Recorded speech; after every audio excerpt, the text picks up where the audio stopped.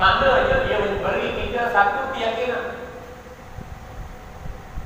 bahawa apa saja kekurangan atau cabaran atau ujian yang mendatangi diri kita, kita dapat atasi ujian kehidupan dengan jaya berdasarkan kepada kekuatan akidah kita, akidah Ahlus Sunnah wal Jamaah, akidah yang dibawa Nabi-Nabi terdahulu, disempurnakan oleh Nabi kita Muhammad sallallahu alaihi wasallam, akidah yang menjadikan seseorang itu hamba Allah yang beriman, boleh mengelakkan diri daripada melakukan maksiat, melakukan amalan semata-mata untuk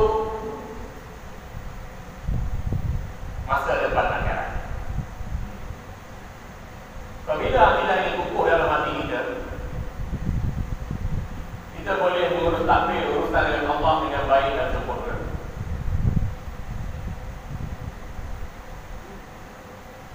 Boleh menjadi hamba dengan erti kata yang sebenarnya, dan boleh mengatur urus takbir dengan manusia dengan baik dan mesra. Inilah firman Allah Subhanahu wa taala, "Duribat 'alaihim az-zillatu aynama suqifu illa bihablin minallah wa hablin minan nas." Manusia itu ditimpa kecelakaan di mana saja mereka berada. Apabila mereka tidak beriman kepada Allah Subhanahu wa taala, jadi ke bangsa apa sekalipun, Arab ke, Melayu ke, Bugis ke, Melanau ke, Negro ke, manusia itu ditimpa kecelakaan di mana sahaja mereka berada. Apabila mereka tidak beriman kepada Allah Subhanahu wa taala, kecuali illa bihablin minallah wa hablin minan nas. Apabila mereka mempunyai hubungan teguh dengan Allah, hubungan berasaskan akidah Ahlus Sunnah wal Jamaah, Allah, mereka, kitab, Rasul, Allah, hari kiamat bersemi di dalam hatinya, maka hidup mereka itu tidak sia-sia, bahkan dimuliakan oleh Allah. Bagaimana firman-Nya, ya fa'ilahum ladina amanu minkum. Allah mengangkat darjat orang yang beriman di kalangan kamu dengan beberapa darjat. Walladzina utul 'ilma darajat, dan Allah mengangkat darjat orang yang memiliki keilmuan di kalangan kamu dengan derajat lebih tinggi daripada asas keimanan itu. Jadi alhamdulillah kita beruntung jadi umat Nabi sallallahu alaihi wasallam kerana kita mewarisi akidah yang benar. Dan kita orang Islam perlu yakin sentiasa bahawa Islam satu-satunya agama yang benar, berteraskan kepada akidah Ahlus Sunnah wal Jamaah. Kadang disebut Ahlus Sunnah wal Jamaah, kadang disebut Ahlul Haq, kadang disebut Ahlul Tanzil, kadang disebut akidah Salaf wal Khalaf, kadang disebut akidah Asy'ariyah dan Maturidiyah. Kalau tuan-tuan perhatikan di dalam undang-undang tubuh kerajaan negeri Sabah, disebutkan secara jelas bahawa umat Islam di Sabah hendaklah berpegang dengan akidah Ahlus Sunnah wal Jamaah, Asy'ariyah dan Maturidiyah. Bermazhab dengan mazhab Syafi'i berdasarkan qaul mu'tamad mazhab Syafi'i dan mengikut panduan daripada tokoh sufi yang benar. Alhamdulillah. Itulah dari kekuatan kita dalam urus takbir negeri, supaya masyarakat sentiasa berpegang kepada akidah yang lurus. Bagaimana tuntutan surah Al-Fatihah, ihdinas siratal mustaqim. Kalau kita lapar, tidak pernah, tidak mungkin, tidak diajar oleh Allah dalam solat, tidak apa.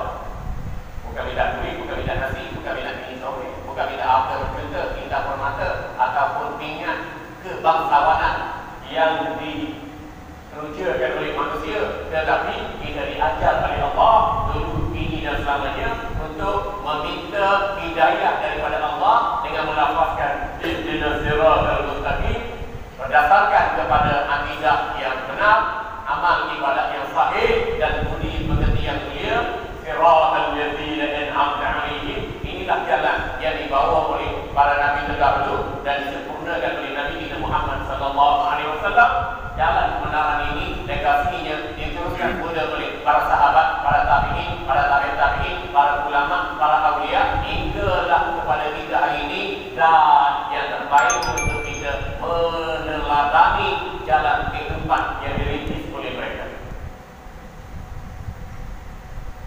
Alhamdulillah.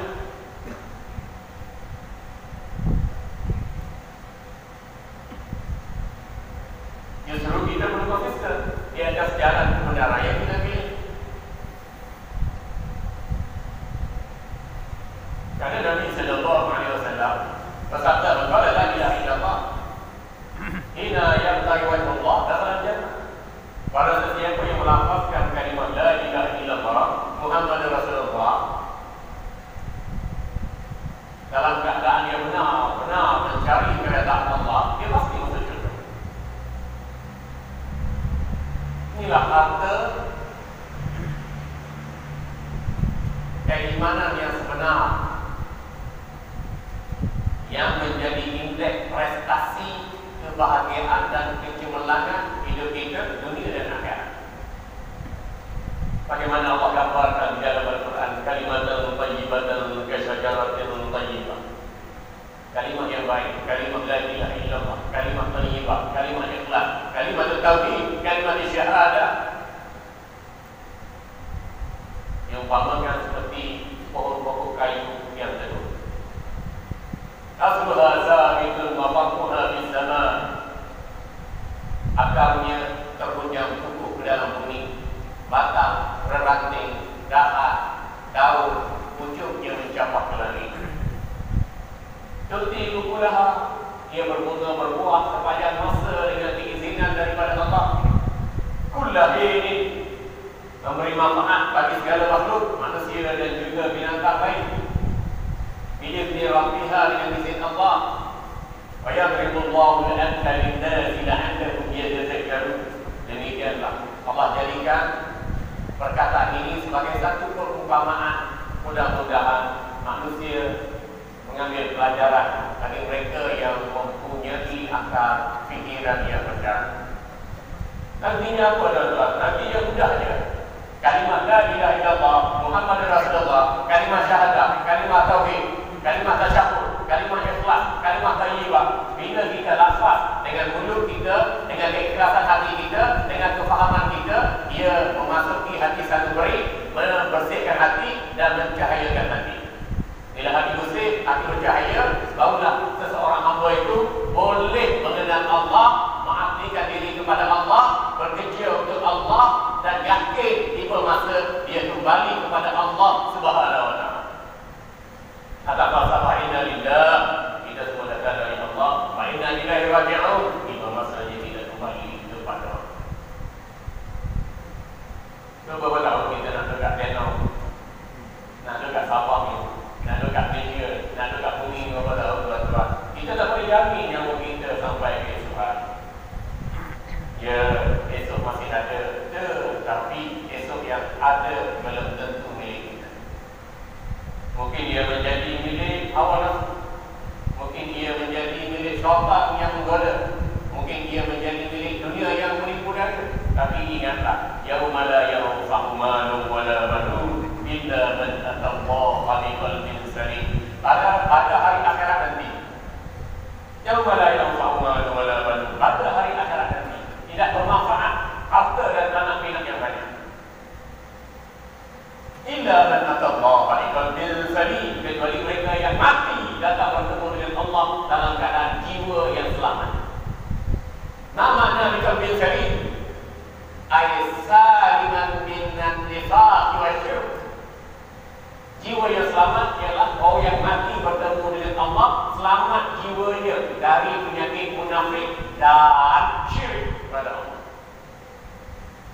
Saya ini menjelaskan tentang pentingnya kita berpegang dengan akidah Ahlus Sunnah wal Jamaah. Kalau tak pegang dengan akidah Ahlus Sunnah wal Jamaah, kita tertipu daya dengan hidup dunia yang sementara. Bagaimana firman-Nya? Wa mal hayatud dunya illa mata'ul ghurur. Hidup dunia ni kalau abdikan diri pada nafsu, kalau kita ikut telunjuk kepada rujukan syaitan, maka kita tertipu dengannya. Allah hayat dunia illa mata'ul ghurur. Hidup dunia tanpa ilmu, tanpa iman, tanpa amal, merupakan kehidupan yang menipu daya.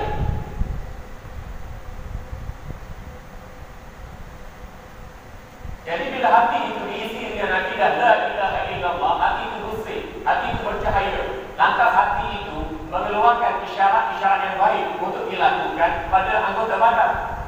seperti tangan, mata, telinga, kaki, kulit, kemaluan, akal, nafsu, roh. Semuanya bergerak dan bertindak dalam kerangka mentaati Allah. Maka jadilah seorang manusia itu sebagai hamba kepada Allah. Bila diperintah dalam melakukan kefarduan, maka dilakukan dengan sepenuh ketekunan. Nabi sallallahu alaihi wasallam bersabda, "Inna Allaha yuhibbu ahadukum idza 'amila 'amalan an yutqinahu." Rawah Muslim, sesungguhnya Allah amat menyintai seseorang kamu apabila kamu melakukan sesuatu amalan dilakukan dengan sepenuh ketekunan. Solat berkualiti, puasa berkualiti, zakat berkualiti, haji berkualiti, baca Quran berkualiti, kita kerja pejabat berkualiti, kita berkecimpung dalam lapangan ekonomi, politik, sosial, falsafah, kebudayaan, semua dalam kerangka mentaati Allah. Alhamdulillah, inilah kualiti terbaik yang diperlukan dalam Islam. Tapi kenapa sekarang kualiti itu tidak dimiliki oleh orang Islam? Hingga kita tanya, mana orang Islam sekarang? Orang Islam ialah orang yang berada di tanah pertuburan Islam. Mana orang Islam sekarang? Orang Islam yang ramai-ramainya berada di dalam penjaga atau pusat rawatan dadah atau pusat pemulihan akidah. Orang Islam sekarang, mana mereka? Ramai terlibat dengan salah guna kuasa, penyelewengan, rasuah dan salah laku serta lain-lain binaya. Alhamdulillah ini. Mana orang Islam sekarang masih besar-besar juta-juta tapi nak semayang orang tak ada? Allah Rabbi. Kenapa orang Islam hidup dia punah gana? Kerana dalam hati mereka tidak ada kekuatan akidah Ahlussunnah wal Jamaah. Bila tidak ada kekuatan akidah Ahlussunnah wal Jamaah, hidup mereka punah gana. Mereka gagal memahami perintah Allah, tidak melakukan perintah Allah dengan sebaiknya, bahkan sentiasa mengikuti telunjuk hawa nafsu di dada. Tegaklah kita tuan-tuan bahawa Nabi sallallahu alaihi wasallam memandu kita dengan sabdanya, asyhadu anna ila nasuka alladhi baina jambaika. Musuh kamu yang paling kejam ialah nafsu kamu sendiri yang ada di celaan dada kamu sendiri. Surah Yasin memandu kita. Ya bani Adam la ta'budu syaitan innahu lakum aduwwun mubin. Wahai anak Adam, jangan kamu menjadi hamba kepada syaitan. Sesungguhnya syaitan itu musuh kamu yang paling nyata. Satu nafsu musuh kita, inna nafsa la'ammaratun bisu' illa ma rahima rabbi. Bagaimana yang dirakam kisah Nabi Yusuf AS yang digoda oleh ibu angkatnya sendiri, Zulaikha, untuk berzina. Lalu Nabi Yusuf AS diwahyukan Allah dan melafazkan, inna nafsa la'ammaratun bisu'. Sesungguhnya hanya saja nafsu yang jahat selalu menyuruh melakukan kejahatan, kecuali ia dirahmati oleh Allah. Jadi selamatkah kita daripada tujuh raya hawa nafsu? Dalam keadaan hati kita berkarat, dalam keadaan hati kita kotor, dalam keadaan hati kita berpenyakit, tak selamat tuan-tuan. Walaupun letak nama selamat atau Qasim bin Selamat, tetapi dia pasti belum selamat. Kerana musuh utama yang menyesatkan kita dari jalan Allah ialah nafsu yang jahat yang ada pada celahan dada kita sendiri. Itu dikenali sebagai nafsul ammar.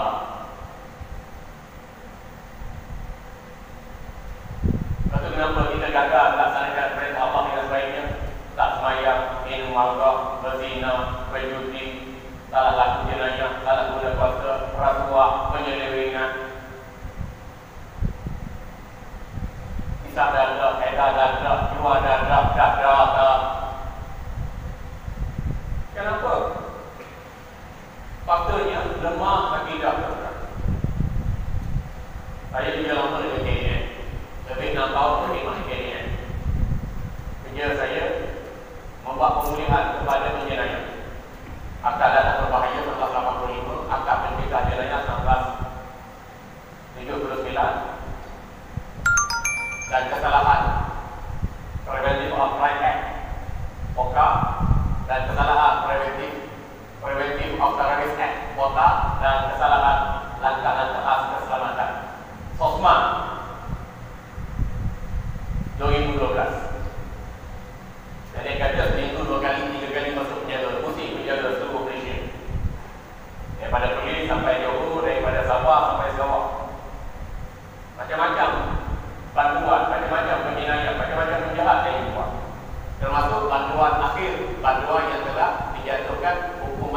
gantung mendederi.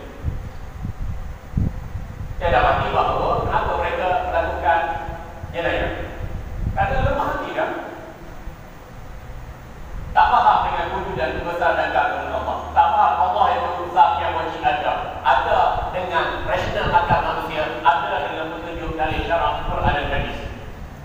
Tak faham segala sifat kesempurnaan bagi Allah. Indah, Bapa, Wakalah Ta'ala dari Hawadi, Dia Mu'minasi, Wadaniyah, Kudrat, Iradat, Ilmu, Ayu, Sama, Basar, Kalam, Al-Qadirat, Muridat, Aliman, Ayat, Sami'an, Basirat, Mutadili. Kalau kita Muslim yang faham dengan wujudan, besar dan keagungan Allah, kita pasti benar-benar menjadi hamba Allah, menjauhi segala larangannya. Jadi kita mudah menjaga takwa untuk diri kita sendiri. Akidah Ahlussunnah Jamaah menjaga ketakwaan, puasa bulan Ramadan menjaga ketakwaan, solat 5 waktu menjaga ketakwaan, bersedekah, berzikir, berwirid, beriktikaf menjaga ketakwaan, majlis ilmu mendekatkan diri kepada Allah. Tapi bila hati tidak disentuh dengan akidah Ahlussunnah wal Jamaah, tidak mengenal Allah, membelakangi perintah Allah, melakukan kesalahan, melakukan jenayah, tidak bertaubat dengan taubat nasuha, jadi sukar untuk kita menjadi hamba Allah dalam erti kata yang sebenar. Allah azan dulu kan? Masih lagi? Azan dulu. Sebab kita kuliah maghrib. Jadi azan isya itu merupakan pesanan penaja. Jadi tuan-tuan pahami apa maksud azan. Azan juga menjelaskan tentang kepentingan dan akidah Ahlussunnah wal Jamaah yang bermula dengan Allahu Akbar. Kalau kita perhatikan pensyariatan azan oleh Allah dan Nabi Muhammad sallallahu alaihi wasallam adalah untuk memanifestasikan tentang kepentingan akidah Ahlussunnah wal Jamaah. Diisytiharkan Allahu Akbar, Allahu Akbar. Allah Maha Besar, kita Maha Kecil. Allah Maha Kaya, kita Maha Miskin. Allah Maha Kekal, kita Maha Binasa.